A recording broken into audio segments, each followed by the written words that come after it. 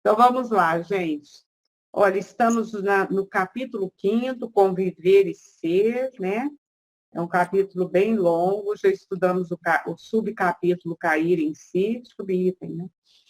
Depois, a coragem de prosseguir em qualquer circunstância, que eu acho mais bonito esse título. E já começamos o ser-se integralmente, que é o finalzinho, né? Mas aqui ainda tem chão. Mas não tem muito, não. E nós paramos na página 132, para quem está com o livro físico, no segundo parágrafo. Alguém quer fazer algum comentário desse pedaço que nós lemos, cair, ser-se integralmente? Só para ajudar a lembrar aí, aquecer a alma.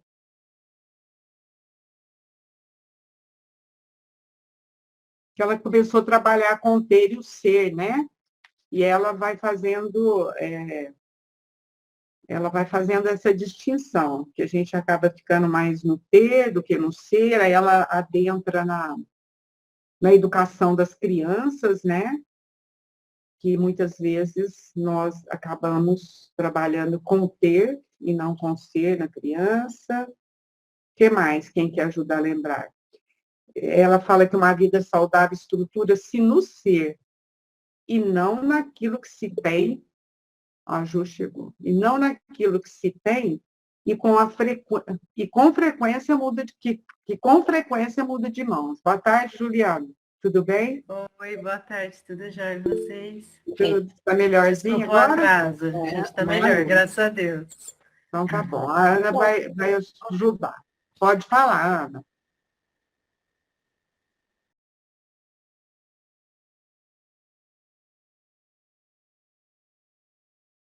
Ana, Tá sem seu áudio. microfone está fechado, amiga. Ó, cabecinha, no item,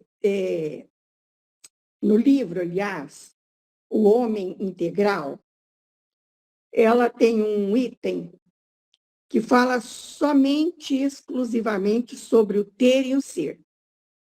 E é muito interessante, que ela fala que a psicologia social do passado reforçava a ideia do ter como segurança, como previdência, né? Ter uma velhice tranquila, segura, e que hoje ainda restam bolsões desse lema, né? Ter. Porque as pessoas dizem assim, ó, dinheiro não traz felicidade, mas manda buscar. É muito comum a gente ouvir isso. Eu ouço isso demais. Dinheiro não traz felicidade, mas manda buscar. Entrega, delivery. É uma felicidade a delivery, né? Que é entregue em domicílio. Então, é muito interessante essa colocação de Joana de Ângeles. Aí ela fala que esse imediatismo, né? Que ela fala aqui também em busca da verdade, como num passe de mágica, né? Já fossem satisfeitos todos os nossos desejos. E não é bem assim. Nós sabemos que não é proibido ter. O Espiritismo não nos proíbe de nada. E pela lei de conservação, nós podemos ter, sim, mas o necessário para sobreviver, e não o supérfluo. Acontece que nós buscamos o supérfluo. Tem uma casa, não contenta, quer ter outra.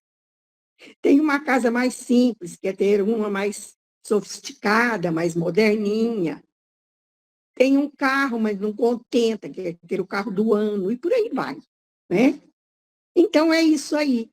E ela fala, então, que todo programa pedagógico, todo programa de educação aqui em busca da verdade, deve deve ser baseado mais no ser, porque o ter já foi muito explorado em excesso. Agora é reforçar o ser, porque os princípios espirituais são muito mais importantes, é lógico, do que o fisiológico. Como ela fala aqui, ó, né? Tem a evolução fisiológica, ela fala no último parágrafo aqui da página 130, da evolução fisiológica e da evolução psicológica. Então, a evolução psicológica, a evolução espiritual é muito mais importante. E é para ela que nós temos que buscar os princípios. Eu gosto mais da palavra princípios do que valores. Porque os valores são como carvão, o princípio é como diamante. Corta até rocha. Diamante corta tudo. E o carvão não. O carvão, o grafite, né? Ele é menos resistente. Então, nós devemos buscar os princípios da solidariedade, da caridade, do amor, para nós desenvolver esse tesouro que nós temos no nosso coração, ao qual Jesus se referiu, que o homem bom tira coisas boas do tesouro do seu coração, é ali que nós temos que buscar. Porque nós temos esse tesouro em nós. Resta-nos buscar. Mas o que é que nos falta? A vontade. A vontade que é fraca. Certo?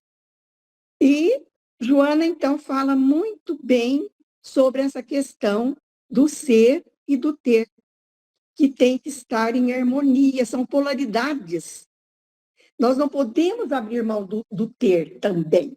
Não, não é isso que ela está falando. Nós não vamos nos alijar, nós não somos ainda São Francisco de Assis, né? Que se alijou de toda a riqueza do pai e foi viver uma vida de pobreza para que o espírito se iluminasse, para que a sua evolução psicológica fosse feita de uma forma mais rápida, para se auto-iluminar. Então, é muito interessante, né, essa colocação que Joana traz para nós e que nós temos que pensar, principalmente quando lidamos com crianças. Por quê? Ela diz aqui, no primeiro parágrafo da página 131, que esse programa educativo voltado para o ser evitaria a ferida na criança interior. Então, é muito bom mesmo, muito interessante. E é isso aí que eu tenho para dizer.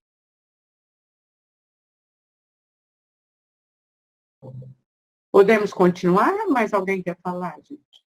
Então, vamos continuar, né? Eu leio, a gente vai comentando, passo para outro. Tá certo, Marlene? Ou vocês discordam, que vocês têm opção de discordar, viu, gente? Você concordar com tudo que eu falo, não. Ah, mas isso é lógico. Não, bom, da minha parte não, mas o dia que discordar vai falar assim. Né? Só se a Juliana quiser discordar agora. Ela disse que não quer, não. Então, vamos lá. Fica todo mundo quietinho, eu falo, nem será que eu falei muita besteira? Não, porque está todo mundo pensando, é isso. Está reflexionando sobre isso. Então, vamos lá. Acho que foi aqui que nós paramos. Quando há uma preocupação real do autoconhecimento, interpretando as ocorrências normais como necessárias ao processo da evolução, a saúde integral passa a fazer parte do calendário emocional daquele que assim procede. Vou ler mais um para a gente. Esse processo obriga o impositivo da ligação com a alma. O que equivale a dizer uma constante vigilância com o ser profundo, o ser espiritual, o que se é, e não pela aparência de que se veste a caminhada terrestre. Olha que interessante isso também, né? que é essa abordagem também que a Ana Luísa falou, mas trazendo agora, assim, nós temos um corpo, né? Ele é importante, mas eu não posso ficar na saúde integral, não é só essa preocupação com o corpo em absoluto, que está provado que saúde não é só a gente estar desprovido de doenças, né? Mas essa ligação com a alma, o que equivale a dizer uma constante vigilância com o ser profundo, o ser espiritual que se é, porque na realidade é o que nós somos, né? Nós estamos aqui nessa roupagem, nós estamos aqui com essa personalidade muito importante, cada um no seu aprendizado, entretanto, somos mais que isso, né? Aí, gente, eu abro a palavra, a Gleide vai falar. Aqui é porque o autoconhecimento vai além do ego. Porque o ego é a nossa personalidade. O ego é passageiro. Nós agora somos... Eu sou Gleide, mas na realidade eu sou o espírito eterno, imortal. Eu tenho uma essência muito maior do que meu ego e as sombras. Então, quando você vai o autoconhecimento, é por isso que ela está recomendando aqui, ó, quando há uma preocupação real pelo autoconhecimento, interpretando ocorrências normais como necessárias ao processo da evolução, ela até recomenda: a saúde passa a fazer parte do calendário emocional daquele que assim procede. Quer dizer, recomendando, por quê? Porque o autoconhecimento ele aprofunda, porque, na verdade, nós estamos sempre reagindo para manter o ego. O ego, quer dizer, é essa parte mais superficial do espírito, vamos dizer assim. Então, a gente fica se defendendo, preso nesse ego, bobeira. Liberte-se desse ego. O ego faz parte, é a nossa vivência, é a nossa encarnação, é o nosso processo reencarnatório, mas não é tudo. É isso que a Joana de Ângeles vai cada vez mais nos ensinando. Por isso que ela está recomendando autoconhecimento. Gente, eu sou até suspeita, porque eu fico muito assim, enaltecendo o autoconhecimento. Eu leio tudo de autoconhecimento, porque eu amei e sei dentro do estudo espiritista, que foi no espiritismo que eu descobri isso, né? Porque em outras religiões, vamos dizer assim, as pessoas buscam no externo. Então, ela quer uma proteção externa. E, na verdade, a consulta principal tem que ser em nós, dentro de nós. Por isso que eu dei uma enaltecida aí no autoconhecimento. Obrigada, gente. Pode falar, Ana. Ela vai falar, né, mais adiante um pouco sobre essa questão do autoconhecimento. A Gleide já adiantou aí, mas mais adiante ela fala da importância do autoconhecimento, de fazer essa viagem interior, justamente para ser o que se é. O Carl Rogers, outro dia eu toquei nesse assunto, e eu falei que era o Erich Fromm, mas não é o Erich Fromm, é o Carl Rogers. Eu fui rever, eu tenho até o livro dele aqui no meu notebook, que ele fala ser o que se é sem perder a perspectiva de mudança. E o Epicuro também, filósofo da Grécia Antiga, também falou o mesmo no passado. Ser o que se é. Porque muitas vezes nós queremos ser aquilo que ainda não somos. Aí gera conflito. Aí estabelecem-se esses conflitos a que Joana se refere nessa questão do ter e do ser, quando nós não conseguimos harmonizar. E nós somos espíritos imortais, eternos, só Deus. Nós não somos eternos. Eterno só Deus, nós somos imortais. Porque nós tivemos um início. Teve um momento em que fomos criados. Saímos das mãos do Criador, conforme o texto bíblico. Certo? Então, ela fala que está na horinha, né, de separar o joio do trigo. Ela vai falar aqui adiante, ó. A gente saber discernir. Separar o joio do trigo é ter discernimento, ter consciência daquilo que nós somos. Porque nós saímos das mãos do Criador inconscientes. Saímos da casa do Pai, a expulsão de Adão e Eva do paraíso, inconscientes, sem conhecimento, sem muita vivência, sem sabedoria. Fazemos a nossa trajetória, a nossa caminhada evolutiva e vamos voltar à casa do Pai, porém conscientes. Olha que coisa mais interessante. É isso que Joana fala para nós. É isso mesmo. É por isso que nós estamos aqui batendo a cabecinha, para ver se, não é? Alguém mais quer comentar ou podemos continuar a leitura?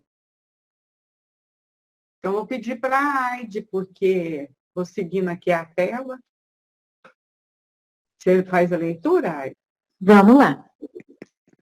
No passado, as religiões tradicionalistas, e ainda hoje, criaram e prosseguem gerando cultos e cerimônias externas que se encarregam de manter visualmente a vinculação, estabelecendo dogmas em torno delas, responsáveis pelo temor e pela submissão. Sendo positiva a proposta, perde o seu significado e torna-se perturbadora pela imposição sacramental e rigorosa, de caráter compensatório ou punitivo. No caso das compensações, dá lugar a uma sintonia falsa, vinculada ao interesse dos benefícios advindos com a prática exterior, o que impede a ligação interna, profunda, significativa. Vai mais? Podemos dar uma paradinha. A Cleide até já caminhou por aí, né? Acho que ela já tinha lido. Estou brincando, Cleide. Mas fica aí aberto, gente, para quem quiser comentar. Você mesma, Aide, ou qualquer outro amigo aí. É que a gente comenta muito, né? As religiões, elas podam muito o crescimento da gente, né? Quando a gente pensa em alguma coisa, quer contestar alguma coisa, fica pensando, não, mas parece que eu não estou entendendo essa situação, esses dogmas, né? E essa coisa do temor, da submissão, que a gente vive muito. Eu, como católica, que era católica, vivi muito isso e eu ficava, mas a gente não cresce, né? A gente não para pensar. E eu acho que é justamente o que a doutrina traz, e Joana traz muito, que a gente tem que parar e pensar em todas as situações, principalmente na situação do meu espírito, do meu ser, do meu eu.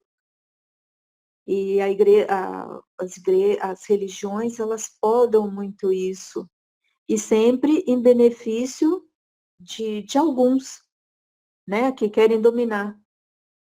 Acho que esse parágrafo é mais ou menos isso que eu entendi. Aí dele vai ajudar, Aide. Mas você explicou bem, Aide, é isso mesmo. Aí dele vai falar. Só queria dar uma parte que sempre que a gente fala de religiões, a gente fala das outras, né? Porque para nós o Espiritismo fez bem. Mas a gente não pode esquecer que tem gente que vai atrás do Espiritismo só atrás dos dogmas. Quais são nossos dogmas? O passe, né? As comunicações, através da curiosidade. E muita gente fica anos nisso aí, né? Vai lá, assiste aquela palestrinha, toma passe, não lê, não estuda, não faz um curso. Então, sempre que a gente fala das religiões que não trazem assim uma evolução, a gente fala das outras. Mas tem muito espírita empacado também, viu, gente? Se vocês perceberem, né? Tem gente aí que faz anos fazendo a mesma coisa, os mesmos pensamentos, as mesmas aspirações. Existem evangélicos fazendo trabalhos tão bons, católicos também, né? Então a gente não pode esquecer disso. Só para complementar a Ideli, posso falar? Só para complementar a Ideli, né, reforçando tudo isso, quando que fala... Deixa eu só ligar aqui. A bateria já está pifando. Estudando domingo no NEP com o Hernani, nós estudamos uma passagem de Pedro, acho que é Pedro e João, com referência à assembleia. Ou seja, seria um culto, seria a reunião como se fosse assim, o Espiritismo, como o Espiritismo vê as assembleias, as reuniões, os cultos, os centros espíritas, então, vamos dizer assim. Como? E nós estudamos esse texto, é muito interessante, porque eles, quando que eles faziam assembleia, geralmente, naquela época do cristianismo primitivo, quando eles eram soltos da prisão, eles eram tão perseguidos, então eles levavam cadeia, sofrimento, perseguição, em nome do Cristo, por causa do nome do Cristo. O que eles faziam após a morte de Jesus? Eles se reuniam para quê? Em assembleia, para se fortalecerem. Então, eu achei muito interessante isso. E por que a gente vai aos encontros espíritas? Por que a gente vai na casa espírita? Por que a gente, como espírita, vai nos seminários, etc. Bom, estudando isso, a gente percebe que nos primeiros cristãos, essas assembleias davam muitas forças, aumentavam as forças espiritual. Porque quando fala da reunião deles, do Pedro e do João, na Assembleia, falou que gerou um impacto. Todo a cerimônia, a Assembleia, gerou um impacto. E aí nós começamos a estudar sobre isso, eu falei para o Hernani, agora entendo por que eu vou nas reuniões, por que eu vou nos seminários, por que eu saio da minha casa e vou na assembleia. E no Espiritismo, a recomendação, que foi a formação da Sociedade Espírita de Paris, que eram grupos pequenos, grupos de 20 e poucas pessoas, etc., a recomendação de Kardec, porque no Espiritismo não tem nenhuma pretensão de formar uma religião tradicional de adeptos prosélitos para mostrar força e poder, ou controle sobre qualquer coisa do povo, para controlar o que está falando aqui das religiões tradicionalistas. Responsável pelo temor, pela submissão, sendo positivo, perde-se ou se torna perturbadora pela imposição sacramental, rigorosa, de caráter compensatório ou punitivo. Então, no Espiritismo não tem esse propósito.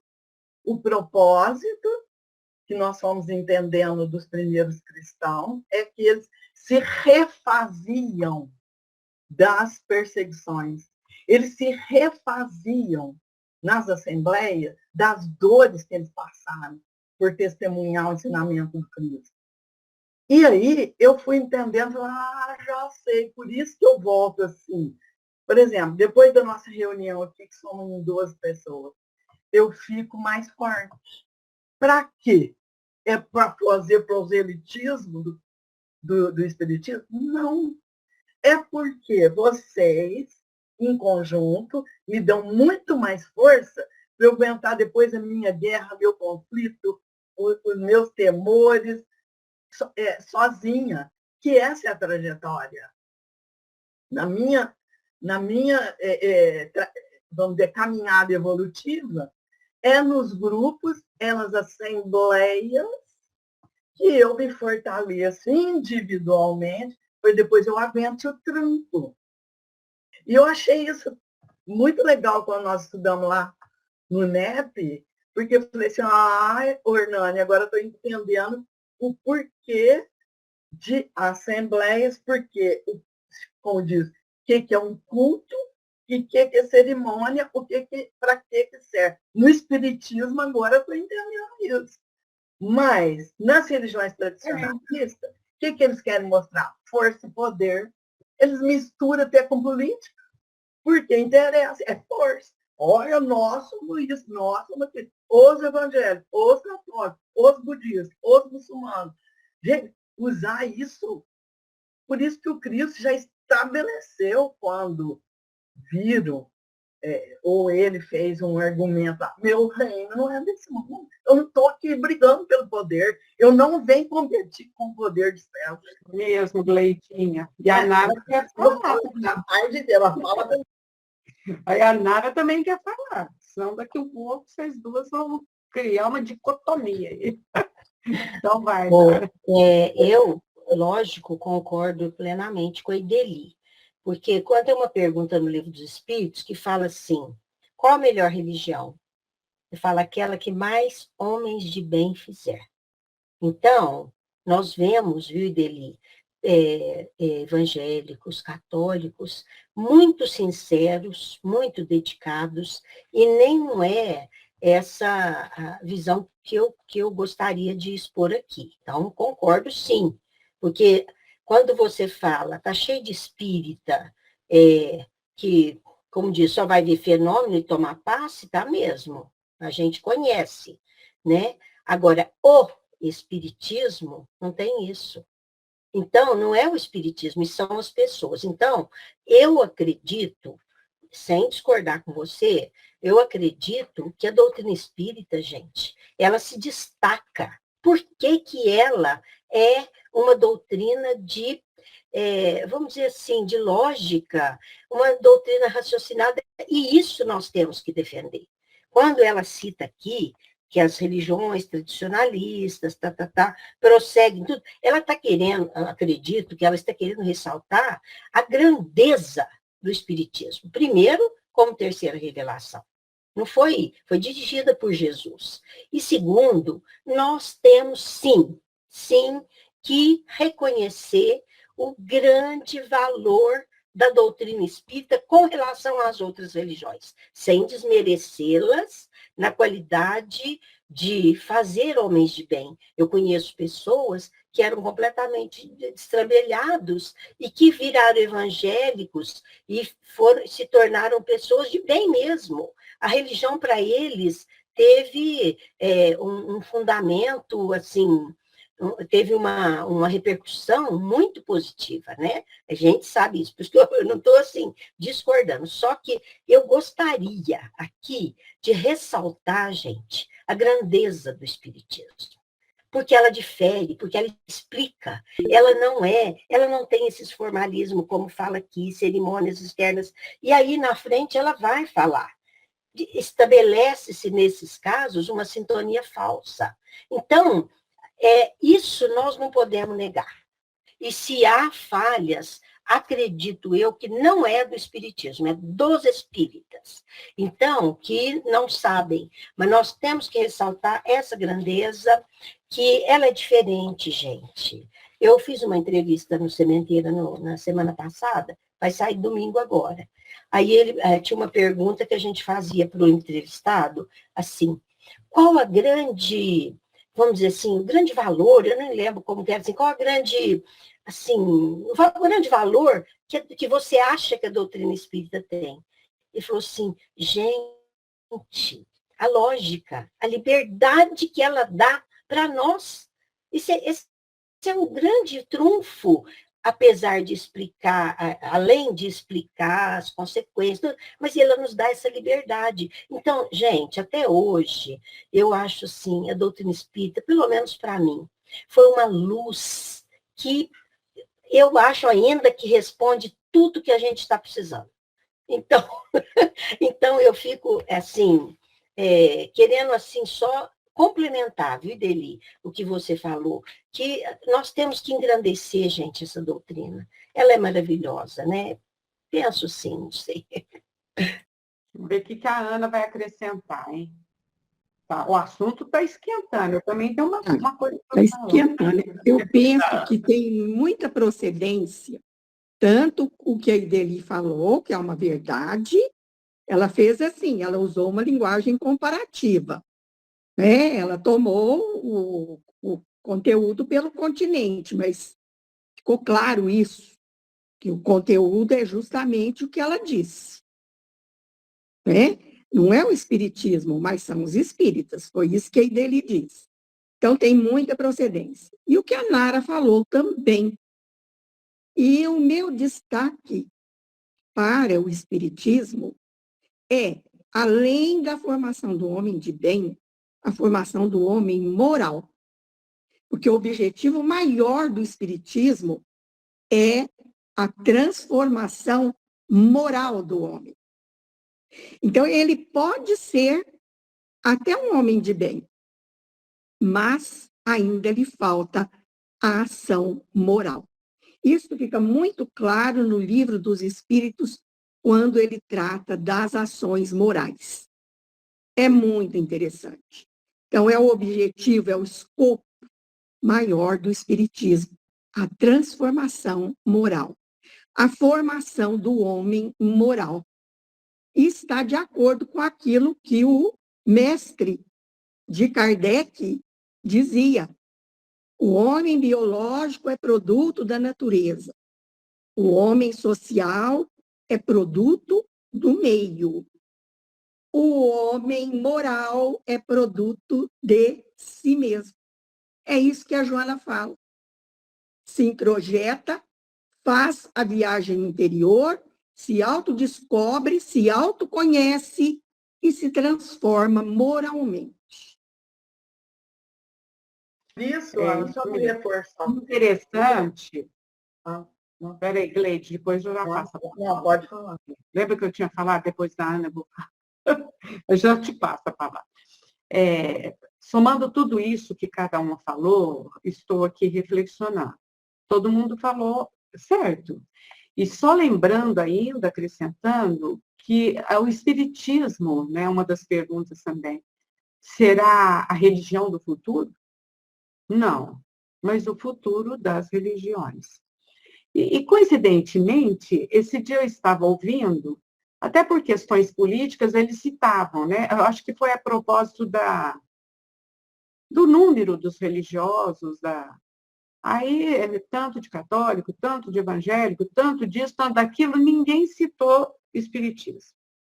Aí eu pensei, nossa, mas nós somos um número muito pequeno, né? Porque ele nem entra na estatística, não entra. Ok. Aí eu me lembrei disso, porque, na realidade, as suas ideias que serão difundidas. Ok.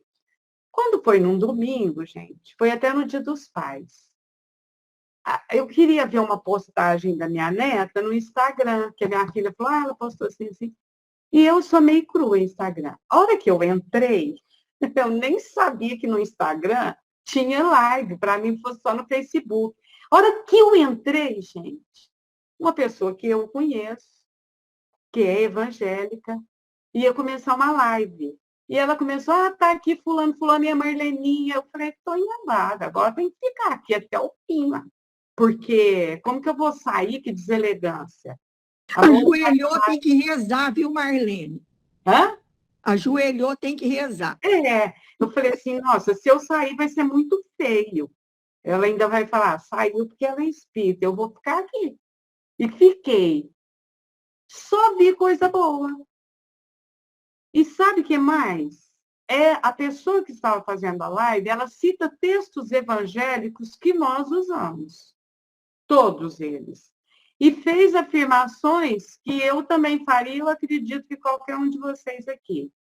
Ok, na hora da prece dela, ela fez uma prece, gente, tão emocionada, que eu fiquei pensando, eu acho que eu nunca fiz uma prece dessa. Eu acho que eu nunca fiz uma prece dessa na minha vida. Então, para mim, foi um aprendizado muito grande.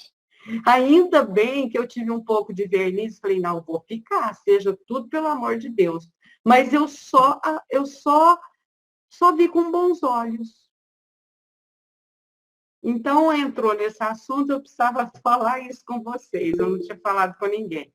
A Gleide, eu acho que quer falar primeiro, Ana. Fala a Gleide, depois passa para... Não, pode complementar aí, Ana, depois eu falo. Abre o microfone, Ana, está desligado o seu microfone. Vou falar rapidinho isso que a Marleninha falou, certo? Joana vem nos esclarecer aqui no parágrafo seguinte. A hora que chegar lá, nós vamos discutir. Ah, Gleide, ainda? Mas eu só quero reforçar que as assembleias, ou seja, as reuniões espíritas, aí eu fui compreendendo pelo estudo do NEP que a grande finalidade das assembleias, das reuniões, do agrupamento, né, de espíritos das mesmas religiões, das mesmas crenças, das mesmas maneiras e da aprendizagem, do aprofundamento moral, da transformação moral, no Espiritismo, a gente percebe que realmente o objetivo principal mesmo, é auxiliar o indivíduo na sua trajetória, onde eu busco forças. E não no Espiritismo, não tem o propósito, vamos dizer, por isso que nós não aparecemos no censo, né, Marlene? Os espíritas não aparecem, nem como religião, não vai aparecer mesmo, porque não é o propósito do Espiritismo, porque vem auxiliar o espírito no indivíduo, no ponto que ele está. E o espírito que não está no Espiritismo não significa que ele não está no processo evolutivo. Ele está dentro da religião dele, do jeito que ele pode conduzir aquilo dentro da religião dele.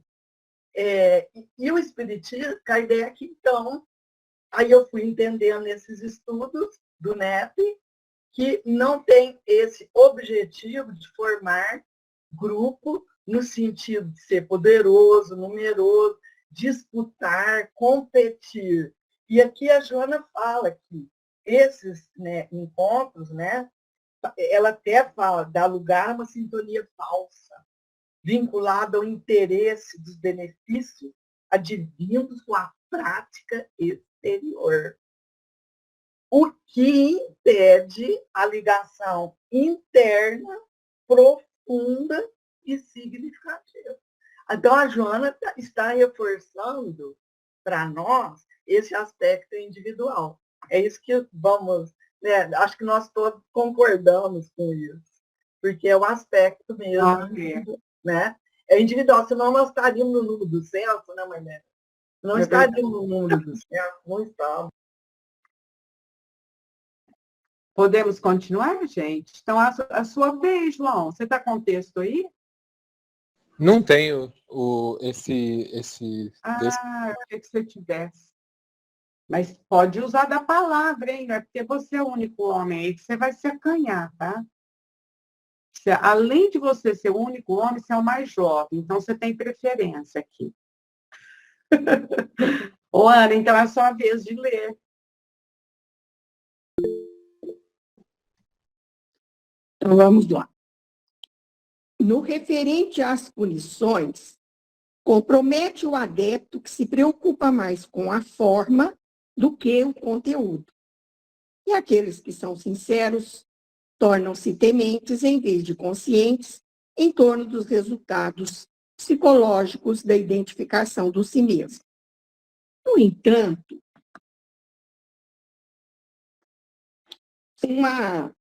entanto, uma análise descomprometida com o formalismo religioso ou com as denominações estabelecidas na área da fé, permite que na Bíblia esse notável manancial de inspiração e de sabedoria, separado o joio do trigo, encontrem contribuições valiosas para a interpretação de conflitos e orientações necessárias ao bem-estar em aforismos e lições de beleza ímpar nos seus arquétipos e mitos muito bem estabelecidos que podem ser interpretados e integrados ao eixo ego-self.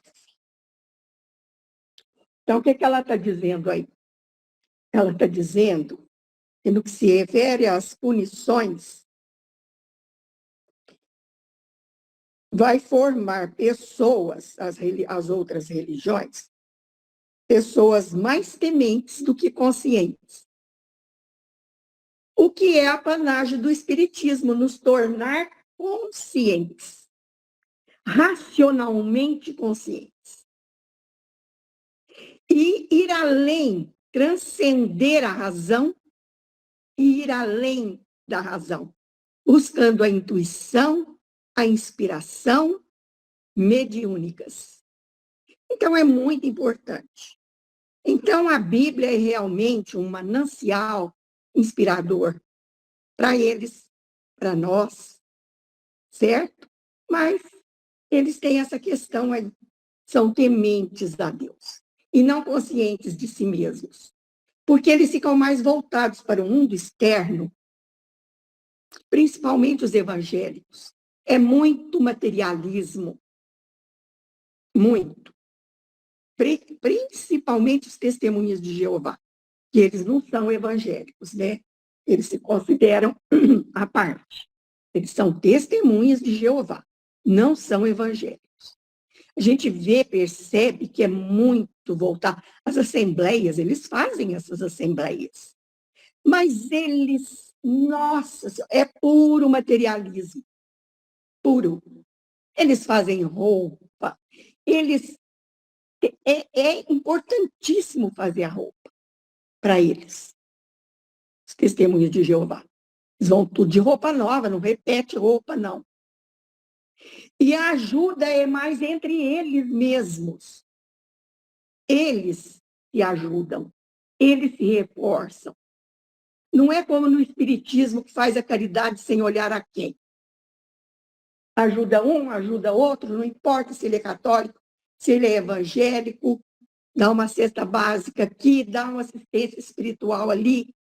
Então, o Espiritismo é realmente diferenciado.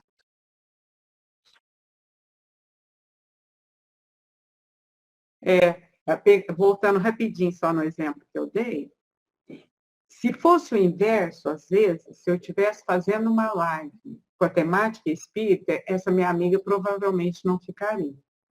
Porque eles, não sei se têm medo ou não querem, né?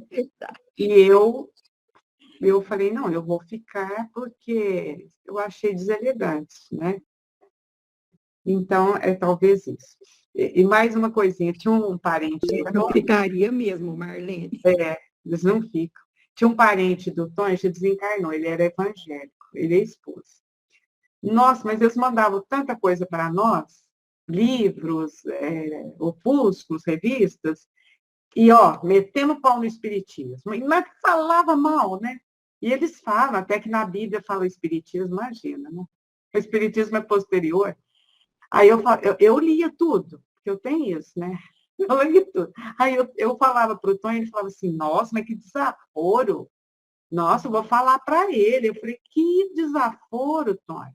Eles gostam de nós. E eles acham que, como espírita, a gente vai arder no fogo do inferno. Então, eles estão querendo salvar. Eles são gente fina. Deixa mandar. Mas a Nara quer falar, gente. Fala, então, Marlene, acho que aqui também no texto, lembrando o que você falou, né, que a moça falou tantas coisas lindas e boas, aqui ela fala, né, que esse manancial, que é a Bíblia, separado o joio do trigo, nós encontramos contribuições valiosas que vão ajudar. Então, por isso que eu falei aquela coisa, nós conhecemos pessoas evangélicas ou católicas que talvez até sejam melhores que nós. Realmente, a religião fez delas criaturas melhores. A religião conseguiu tocar o seu coração. E aí ela fala que, né, olha lá, ó, e mitos, arquétipos muito bem estabelecidos que podem ser interpretados e integrados ao eixo ego-self. Então, a gente, sua mãe falava uma coisa, Marlene, eu lembro direitinho, mas a mamãe falava assim para ela, ai, dona Aparecida, dona Rosa, fulana, não sei o quê, né? Aí ela falava assim, dona Aparecida, a fruta não pode ser amadurecida à força. O fruto amadurecido à força não é bom. Porque cada um tem seu tempo, né, Marlene? Eu acho que ela quis dizer isso aqui, que ainda essas pessoas, a sua capacidade é para compreender o que a Bíblia está mostrando ali dentro daquela realidade deles. E são ruins, tem gente ruim em todo lado do espiritismo, catolicismo e tudo, mas eu digo assim, tem muita gente boa, bem intencionada, pessoas dedicadas em todas as religiões. Por isso também que acredito que não nos vai ser perguntado se é espírita ou se é católico, vai ser o que você fez. Né? Esse é o grande segredo que você fez. Né? Eu acho que ela quis dizer isso quando ela fala separar do joio do trigo, encontrem contribuições valiosas que vão nos ajudar nos conflitos, ajudar nós todos, essas pessoas, outras também. Né? É isso. Pode falar. Ana? Peraí, Marlene. Eu Achei estou conseguindo abrir o microfone. Ainda fui digitar aqui, o celular caiu. Então, é isso aí, né, gente? Só que ela está se referindo aqui aos arquétipos e mitos que vão ser incorporados ao ego-self existentes na Bíblia.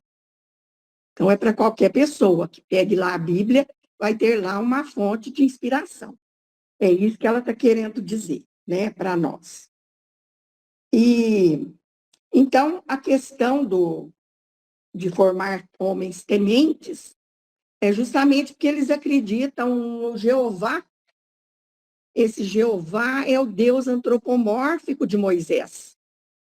Eles não acreditam, eles não sabem, não têm muita consciência desse Deus Pai de eterna sabedoria e bondade que o Espiritismo, que é o cristianismo redivivo, coloca para nós.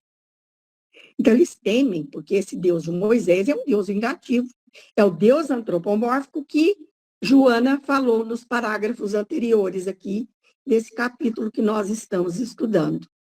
Então, é um Deus feito à imagem e semelhança do homem. O homem é vingativo, Deus também é vingativo, certo? Ele vinga por nós. E é isso aí. Então, palmas para o nosso espiritismo, que ele acaba, não adianta querer dourar a pílula, porque a pílula dourada está aqui. Eu penso assim. Vamos ver o que a Ideli tem para falar, hein, gente? Vamos lá. Eu gosto que eu ponho fogo no grupo, né? Você viu quando eu falo que não pega fogo? Eu concordo integralmente com o que a Nara falou. Até naquele momento eu ia dizer, por isso eu sou espírita também. Né? O espiritismo me dá essas respostas, lógico, é nisso que eu creio. Mas que tem muita gente que acha que só pelo fato de ser espírita já é superior, acha. Tem aí muitos livros psicografados falando do trabalho que os espíritas dão ao desencarnar. Eles chegam lá, já acham que vão direto para o nosso lar, que já vão ter os cargos, né? Que devido às coisas que fazia aqui, cadê os bônus horas dele? Então a gente precisa tomar cuidado com isso. O que a Nara falou é verdade, né? São os espíritas, não é o problema do espiritismo.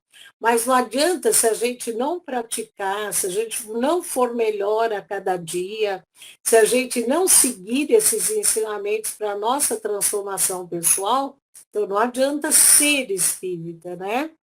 Não adianta entrar na doutrina, a doutrina tem que entrar na gente.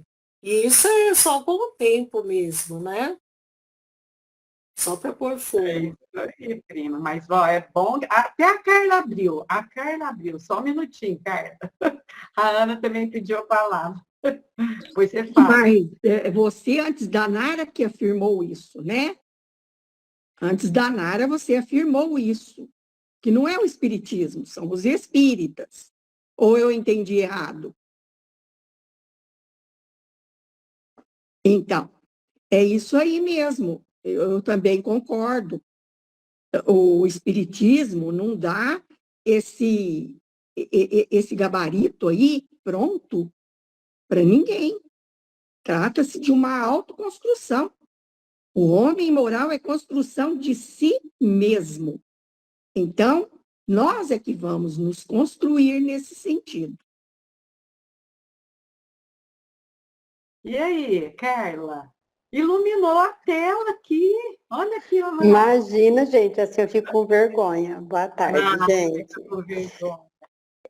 Nossa, eu adorei o estudo hoje e o que eu percebi disso tudo é que a proposta, né, da doutrina espírita que é diferente, né, por dois motivos. Porque ela cuida da alma após a morte. Nenhuma outra religião dá notícia disso, né? E a outra questão é que que a Joana está falando aqui na página 132, né? Torna-se perturbadora pela imposição. Então, não tem assim, se você não for com a roupa tal, você não participa, se você não...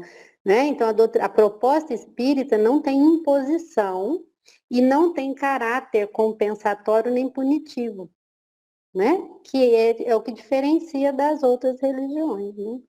E pensei muito no quanto mais a gente sabe, mais será cobrado, né?